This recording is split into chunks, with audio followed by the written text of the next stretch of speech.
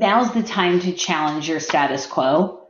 It's the time to not look in the rearview mirror and instead look in the front-facing windshield and think about what needs to change. Change takes a long time in the ecosystem, the megacosm, in the channel, whatever you want to call it. Change takes time. Welcome to the Ultimate Guide to Partnering. In this podcast, Vince Mencione, a proven industry sales and partner executive, brings together technology leaders to discuss transformational trends and to deconstruct successful strategies to thrive and survive in the rapid age of cloud transformation.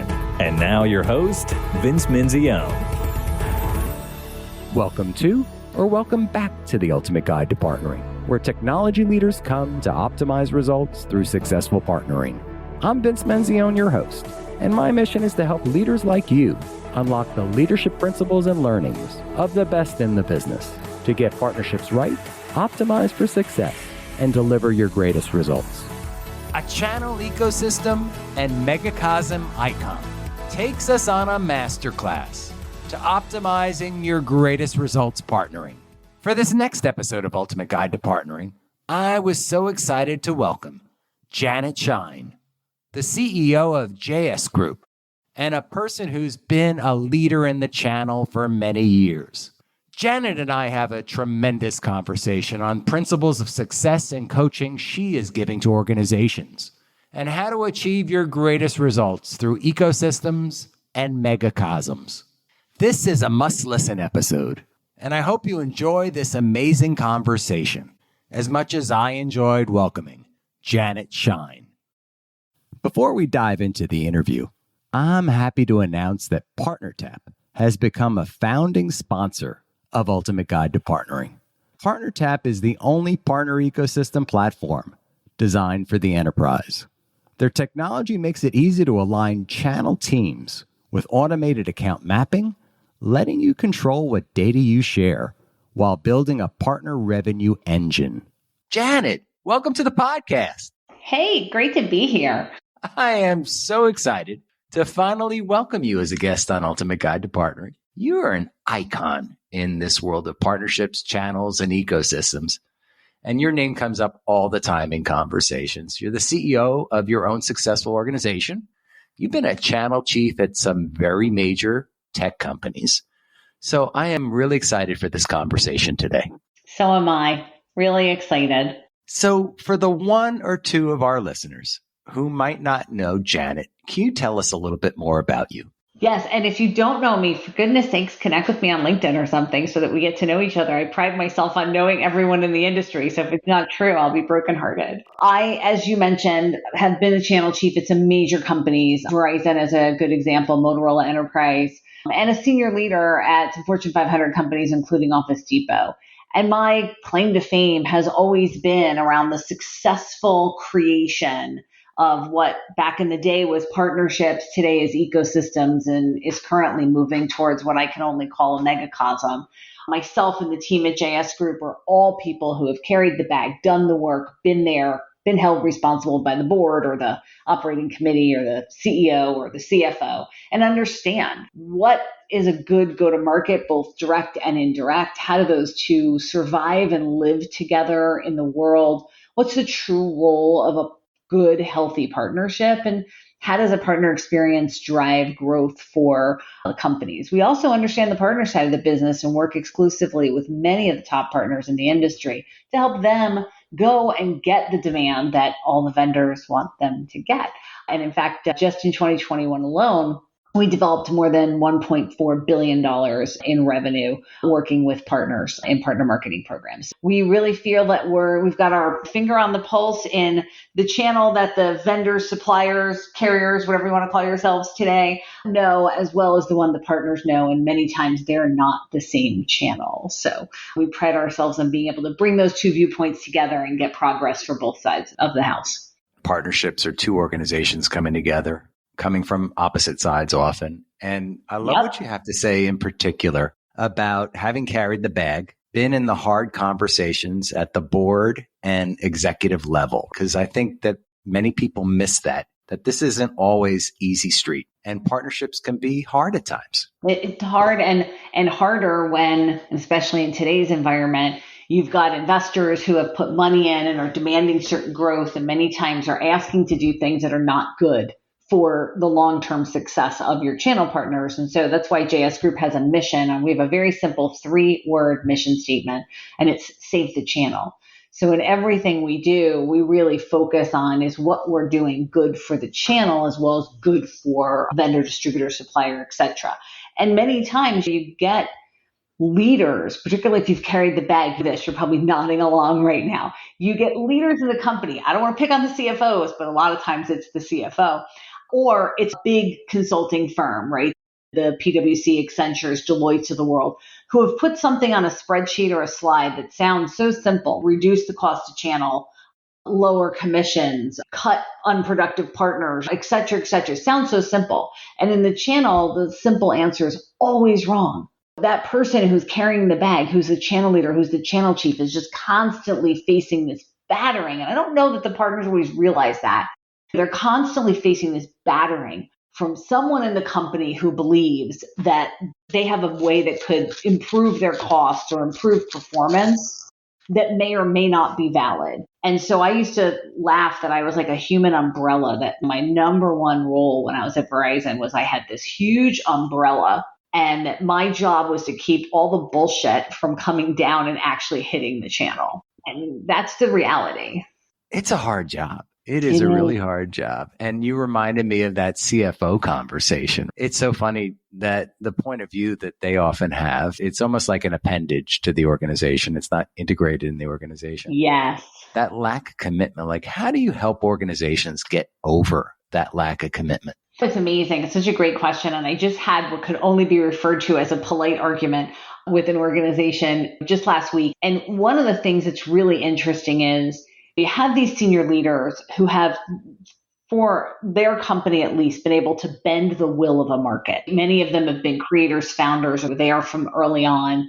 And so they believe that they can bend the will of the channel. And so that's the first hurdle I have to get over when I'm trying to convince a senior leader that perhaps their view of the channel is a misguided one. So the first thing is to say, look, I cannot change what the norm is in the channel, and neither can you. And you can grouse about it, complain about it, be upset about it. I'm going to show you why it actually works. I'm going to show you why the numbers that you put together may not be fully reflective of the true costs of each route to market. And we're going to talk about what the most logical routes to market are and what changes you can make within the confines of what the real operating model of a channel is.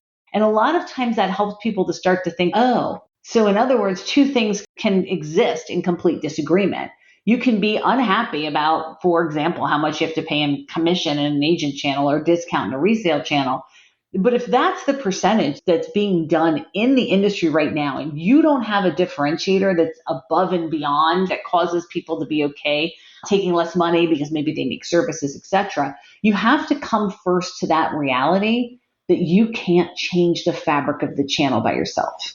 Yeah, bending the will, it comes up in so many ways too, right? Not just there, but also with organizations. I work a lot with ISV organizations, and they're trying to make their impact working with the hyperscalers like Microsoft, Google, and Amazon. And they think because they built the better mousetrap that they should just run to their door. And they don't understand that those organizations have their own set of objectives and compensation models. And that's right. And the better mousetrap often never even gets in the cart. Exactly. It's just the reality. They have their own organizations, their own mores, their own rules. Quite frankly, there's a couple 100,000 ISVs moving to 1 million ISVs if we listen to our research from our dear friend Jay McBain. Yes. And so with 1 million variations, there's only so many things the channel, whether I'm a hyperscaler part of that ecosystem or whether I'm a down market partner, there's only so much I can sell anyway or put on my platform or promote or care about. And so that arrogance that, oh, I'm the one you're going to pick is often very misguided. You bring up our good friend Jay McBain, and I was going to ask you a little bit about some of the trends. And Jay was just on recently. He's a 5-timer now on Ultimate Guide to Partnering. He's getting a robe, and hopefully we'll have you here 5 times too. You can join the 5 I want a robe. Club. Absolutely. Yeah. I'd love that. When you come back down here to Florida, we'll do that. But I'd love your view on some of these trends. I just recently had one of Microsoft's ISV ecosystem leaders on talking. We talked about the 180,000 going to 1 million ISVs and how do you support that? But what are some of the trends you've been seeing? The first trend I always talk about is that there's always news that the channel's in trouble, struggling, whatever. It's always wrong. So the first thing I always like to say when I talk about trends is the channel route to market is still a very viable one, right? It's still the majority of how tech companies go to market. And that's an important trend because you do hear some rumble in the ISV and hyperscaler space, particularly that, hey, maybe the channel won't be as relevant. And so I think it's just an evolution of what channel will be relevant as opposed to kind of a wholesale, oh, we won't need them anymore and everybody's just going to click to buy, because that's not true. And so I always want to start my trend by saying any rumors of the channel's demise have been greatly exaggerated. The channel is a very viable route to market. The way that you look at your route to market, sell through, sell to, sell with, needs to evolve to understand that we're moving from what was a channel to an ecosystem to a megacosm. And if you look at the definition of a megacosm is multiple microcosms operating in a way that is mutually beneficial to the megacosm. And that's where we're at. Clients are going to have hundreds of softwares, hundreds of kinds of devices, endpoint units, millions of connections. And in that megacosm of their technology, they're going to need multi-threaded partners who are able to, if you will, almost dance together in tempo to make sure that their technology works for them. So that's kind of the first big trend I'm seeing, is this trend of the need for mutually beneficial partnerships. And you might say, well, we've always had that. That's not a trend. It's not true. It has been a very adversarial, very, in many instances, very siloed, right? The channel chief loves their partners, but not so sure about the rest of the org, how they feel about the partners. That's the first thing, that careful integration, that belief that what you're doing in the megacosm along with everyone else is going to benefit ultimately the end user customer, and doing it in a way that has a positive outcome. That's the first big trend I'm seeing. And it's really changing how people are looking at their partner programs, so that in that world, then a tiered program that has evolved to say the more you sell, the more rewards we'll give you. Heck, we'll even hide you from the cops if you're selling enough. That triangle falls, completely implodes in the world that we're in, because it needs to be more about the functionality of the relationship and not so much about the rear view metrics of certification or revenue or others. So that's kind of that first mega trend I'm seeing. I want to comment here, if you don't mind. I see this all the times in organizations where you have the channel organization and the alliances organization for the same company, not reporting in through the same lines up to the CEO, and almost competing for resources. Yes. And so you hit a really strong point for me in terms of what I see in organizations as well. And they're not cohesive in terms of going after the market. They're not. They don't get it. And they somehow have decided that even if direct sales is a smaller portion of how they go to market, direct sales is somehow preferential, somehow better, somehow theirs.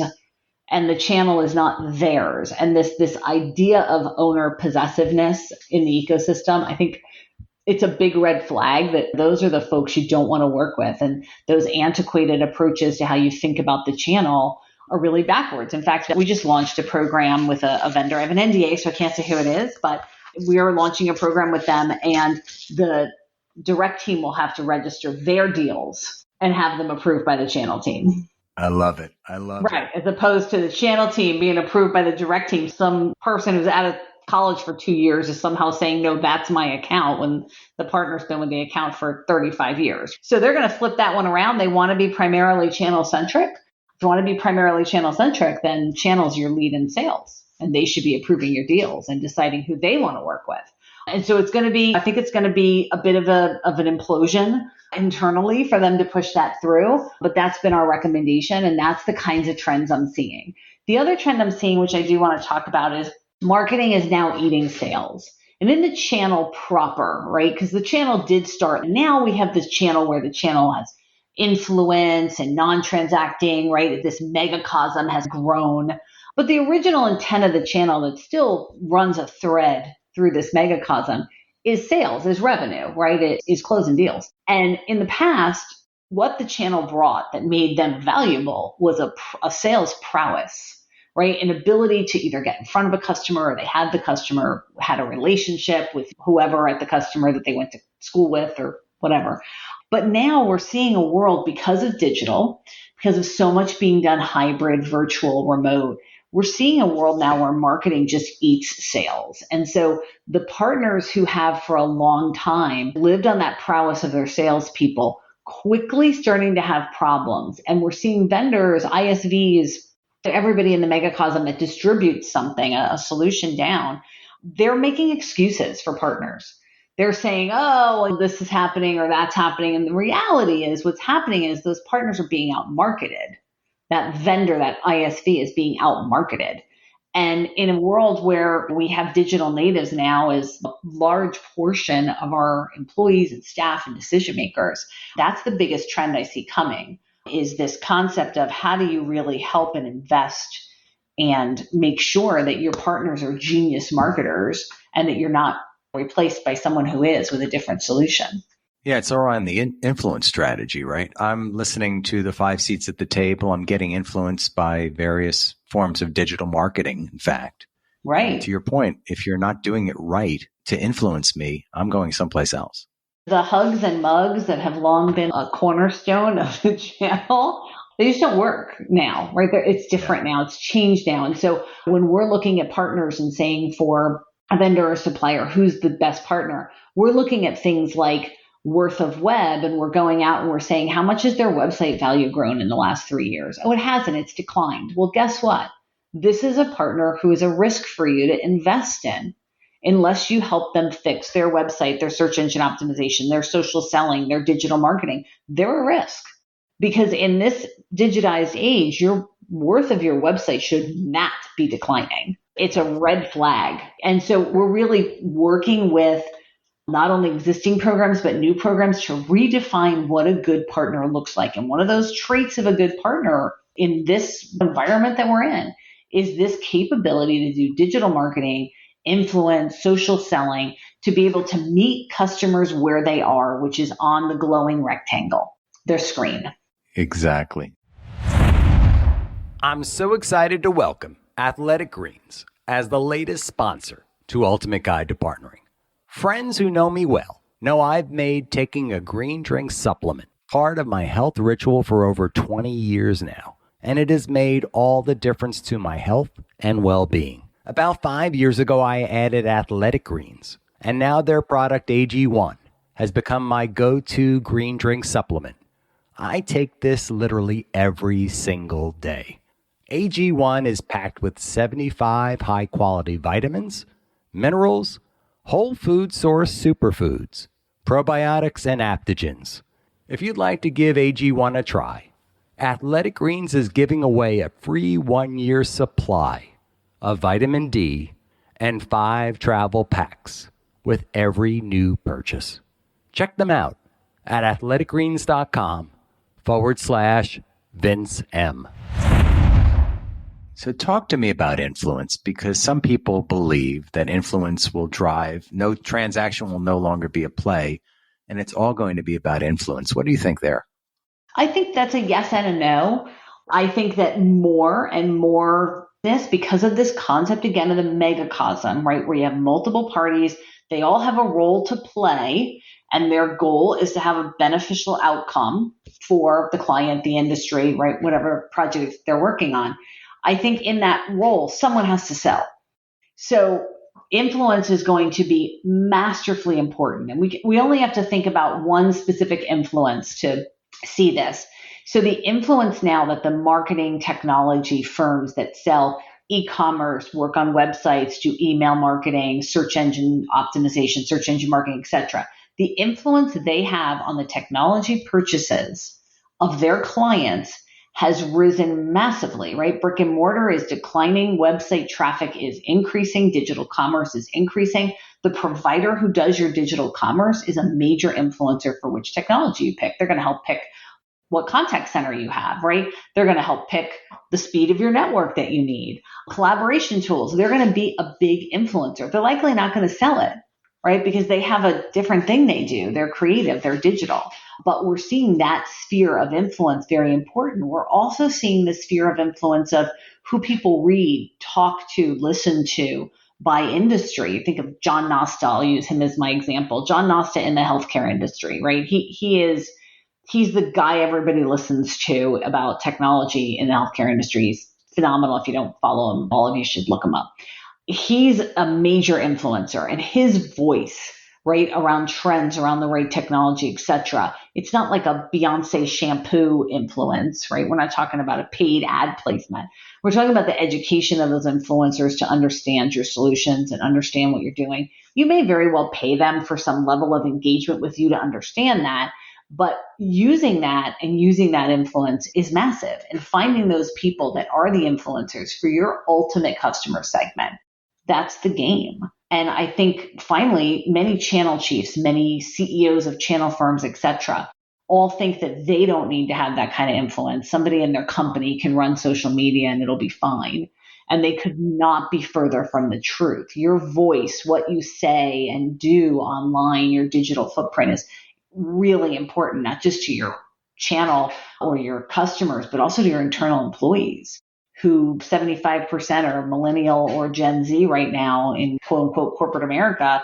That's where they consume their ideas, their news, their thoughts. And so if you're not an influencer there, you're going to lose that stickiness in your culture that makes people want to follow you as a leader. And so we're working a lot at JS Group. We have a social influence program. We train people how to do social selling, how to stand up the right persona. And for many people, we actually do that for them. We do that work for those senior leaders. We've had a lot of Influencer of the Year winners who have been our clients. And so we've got a little secret sauce there. But it is something that leaders have to concentrate on as well. It's not just for your marketing team. So important. So often the CEO and the executive team hides behind the corporate brand and lets that be the voice of the company.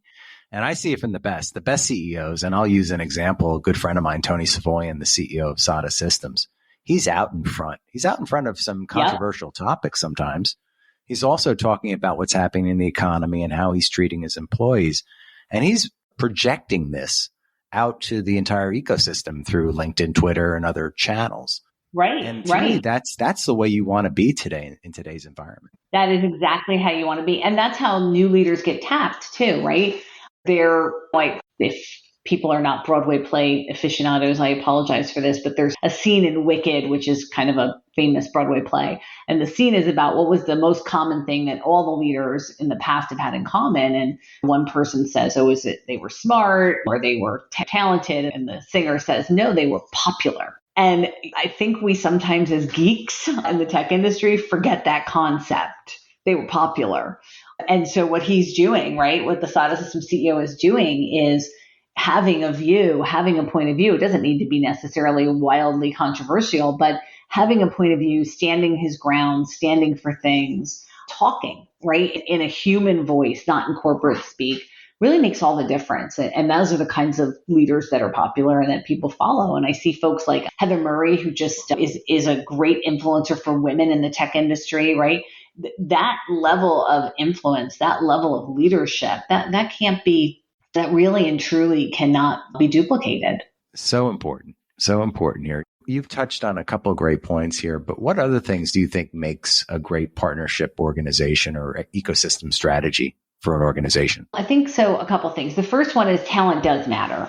So having the best channel leader, that your ecosystem leader, whatever you want to call them, that you can afford is really important. Trying to cut corners and saying, oh, you know what? One time Tim sold something with a partner, and I know he's the CTO, but we're thinking he'd make a good channel chief. Yeah. It is really not a good way to go about it. So I always tell everybody, get help, right? And if you can't afford a full-time channel chief, there's firms like mine and others who can serve as fractional channel chiefs for you. But that leadership is one of the most important things. The second thing is understanding what your routes to market are. So what routes to market every solution is different, right? Are you going through a marketplace? Are you going to be sell to in a resale model? Are you going to be sell through in an agent model? Are you going to be sell with in a co-sell model? What are the routes to market that are going to work for your customers? And what are the costs inherent in those and the support inherent in those and the people you need and the programs that you need? What does that look like? Falling out of love with the rear view mirror staffing of things and actually having a plan for how you're going to have not only your program, but how your program is going to be supported. And then I would say the third thing is really mapping then that partner experience, right? What is the partner experience? What is a partner, whether they're an influencer, a non-transacting partner, a transacting partner, whatever those models are that you support, what is their experience going to be and how do you make it as simple as possible? And then as a company, if you already have a channel, do the simple thing first. Do the simplest thing first you can do for the biggest impact. Prove to the channel you're doing something. I always like to use examples. And as at Verizon, we just couldn't get out of our own ways with commission. And it was always wrong. And the partner would submit a commission change. Hey, you guys are wrong. And we'd research it for 60 days. And 99.9 times out of 100, the partner was always right. And so I finally just said to our CFO, like, what if we just let them tell us what we owe them? And then we'll audit it. Wouldn't that be better? Like, simple thing to do, biggest impact, because they all hate us because their checks are always late. And we signed off on that, and our partner satisfaction went through the roof. And it was a simple thing to do for the biggest impact. So that's kind of the final thing I always tell people. Once you've decided what your channel strategy is, you want your program to look like, you're not a metal triangle thing, right? We're in a more circular world now, a little more interdependency than that. And then go just make a list of the stuff, because everybody comes up with 100 things. And then just prioritize them. What's the smallest thing I could do for the biggest impact? Just do that. Just like do that. The partners are pretty understanding. And if you start delivering some benefit to them, it's going to go a lot farther for you to make changes that you need. You're going to get a lot more open and honest dialogue. We tend to try to, I don't want to use the term game things, but we try to overcomplicate things. Yeah. Layer in technology. Like, why do I need to have to go to this site to pull down your data sheets and register a deal? Can we make this easier? And then go to this other site and do this. And then, oh, wait, hang on. I got to spin around 3 times, chew the gum 5 minutes, and then hop on a foot and then put it in the other system. What we do to our partners, we would never do to our people. Exactly. That's always my kind of anthem. Would you do this to your own people? You struck a chord on the talent matters and the leadership discussion too. And so many times I find that people, and this is firsthand, right? Having led channel organizations and an organization at Microsoft for a decade, we like them. They weren't as good in sales, but people like them. Customers like them. So we're going to move them over here to the channel team, right? And like they're underperformers. Right. And you want me to take them on. I want the top sellers in my channel or my partner organization. And should have the top people, because the channel, quite frankly, as this megacosm gets bigger and bigger and bigger, it also gets unsustainable for a single brand.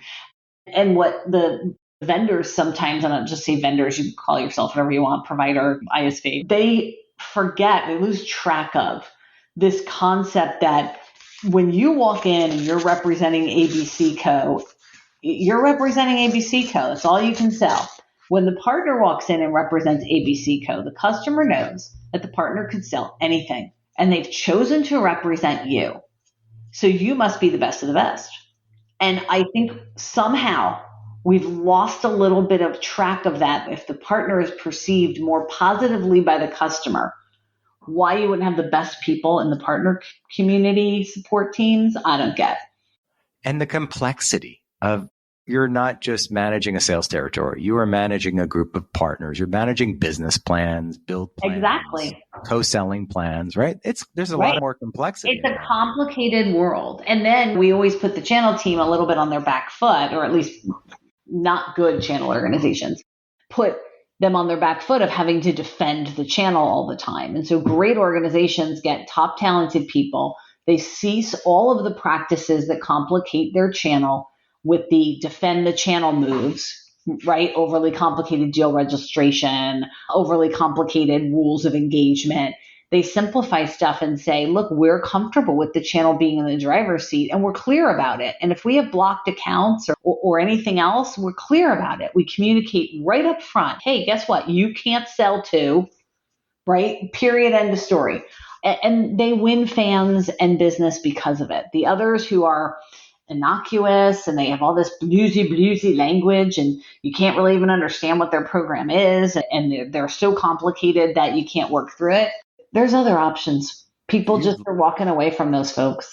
I love it. You've laid out a master class here. I can't wait to go back and transcribe this interview and You're put some of awesome. this out to the world. Really, Janet, this is Thank terrific. you.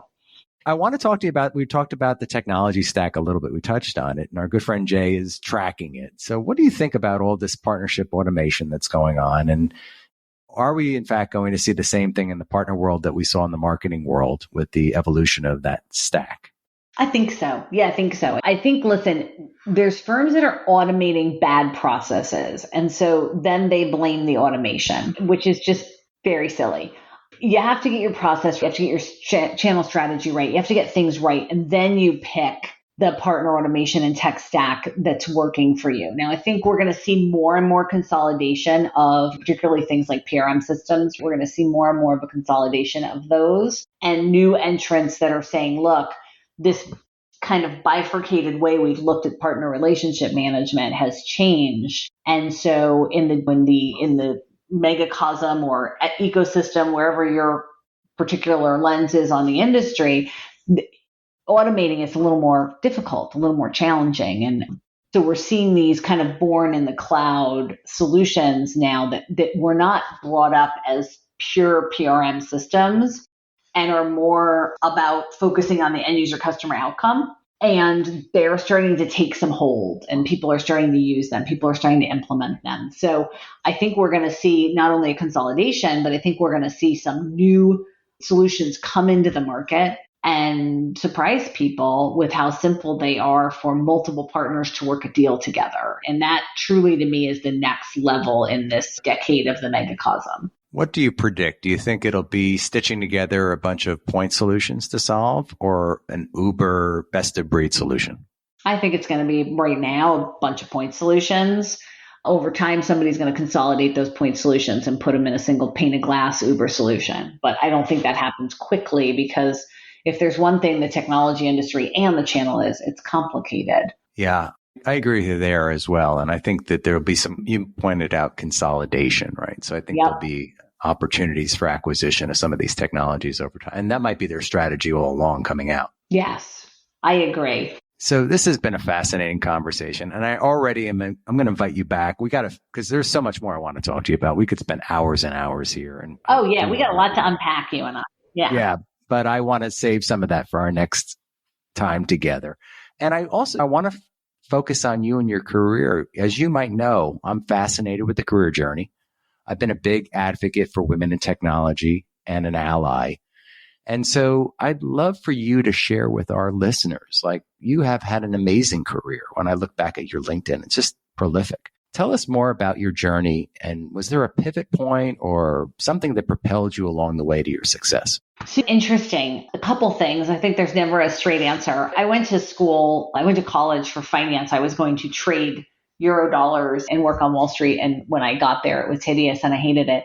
And so my boss at the time sent me to go to L'Oreal Lancôme Cosmetics and work there in their marketing team. He said, hey, I know somebody there. I think you'd love it there. And while I was there, IBM came in, early day WebSphere kind of stuff, and they just botched the presentation and I wasn't going to get what I needed. And so I helped them redo the presentation and they were a channel partner for IBM. And thus the channel career was born. What the propelling moment when I said this is for me was truly then, was seeing that this channel partner had the right solution, had the answers, knew our business. The thing I saw was they couldn't put it on paper. They couldn't present it. They went into geek speak. And so I spent my first round in the channel. I had my own consulting firm and really helped clients with their go-to-market, both partners and vendors, of saying, what are you saying? No one understands you. And so that really just cemented my love of the channel and started working in channel programs and channel marketing, and then ultimately sold my first rendition of JS Group to Motorola as part of the whole Symbol acquisition and went in there to lead their enterprise channel.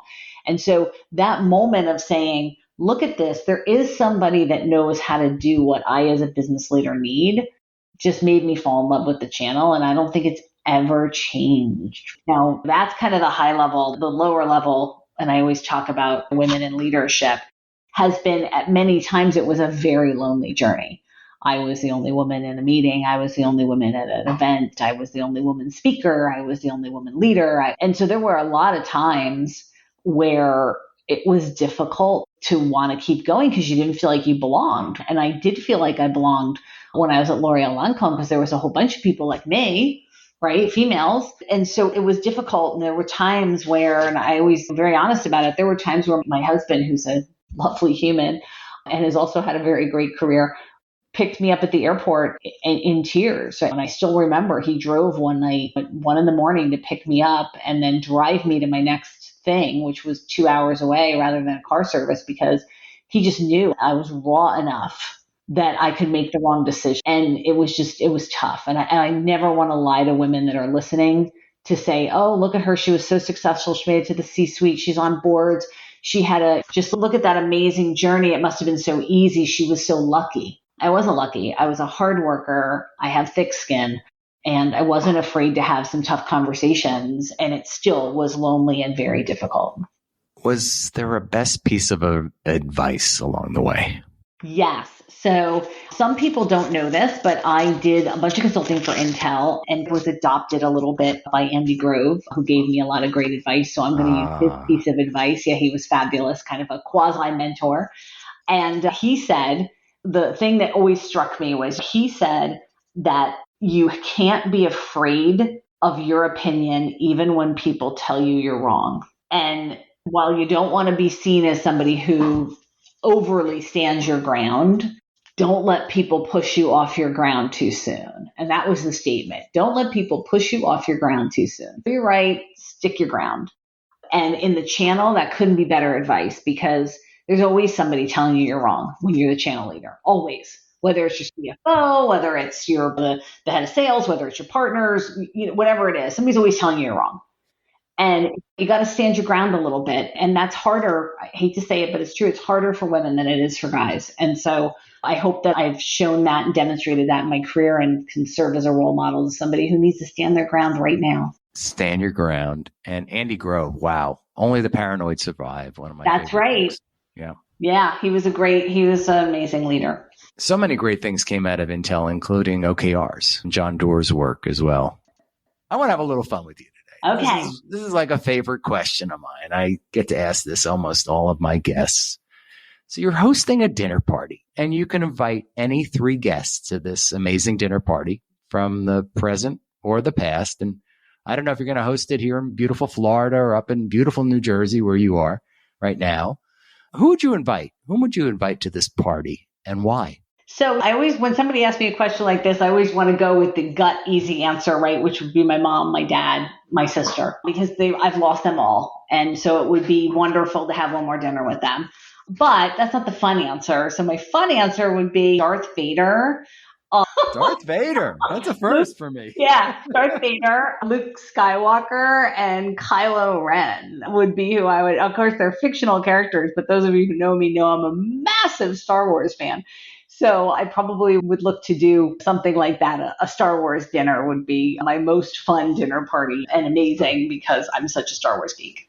I love it. I love it. It's so different than what I expected to hear from you today. But, See? and certainly your mom, dad, and sister. I'd love to have them join as well. And I'm gonna stop by. I would too. And my sister would be laughing at me, but my mom and dad were very tolerant of my sci-fi-ness. So. And I'll come by with a bottle of wine. Is that all right with you? What would you like? It would be awesome. Yeah, it would be awesome. That would be great.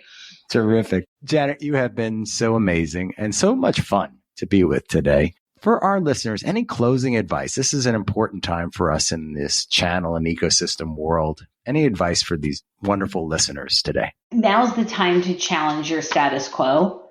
It's the time to not look in the rearview mirror and instead look in the front-facing windshield and think about what needs to change. Change takes a long time in the ecosystem, the megacosm, in the channel, whatever you want to call it. Change takes time.